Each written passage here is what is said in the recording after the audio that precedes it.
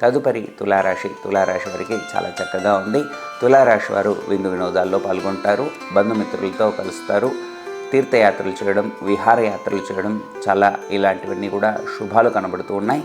మీ యొక్క పెళ్ళికి సంబంధించినటువంటి ఇన్ని రోజులు ఏదైతే ఆటంకంగా ఉన్నాయో అవన్నీ కూడా తొలగిపోతాయి. శుభకార్యాలని కూడా మీరు చాలా చక్కగా చక్కదిద్దుకోగలుగుతారు. అనేకమైనటువంటి శుభ పరంపరలు మీరు ఇంట్లో గమనిస్తూ ఉంటారు. ఈ విధమైనటువంటి శుభకార్యాల్లో ఇంకా అనేకమైనటువంటి రక్షణ, అనేకమైనటువంటి శుభాలన్నీ కూడా చాలా జాగ్రత్తగా, ఏ శుభకార్యమైనా కూడా జాగ్రత్తగా నిర్వహించుకోవాలి అనేటువంటి ఒక చిన్న కంగారు ఉంటుంది. కాబట్టి ఆ కంగారు పోగొట్టుకోవడానికి మీ ఇష్టదేవతని స్మరించుకుంటూ ఉండండి. ఆపదల నుంచి అంతా కూడా బయటపడతారు, శుభాలన్నీ కూడా పొందుతూ ఉంటారు. ఇష్టదేవత ధ్యానం అనేది చెప్పదగినటువంటి సూచన.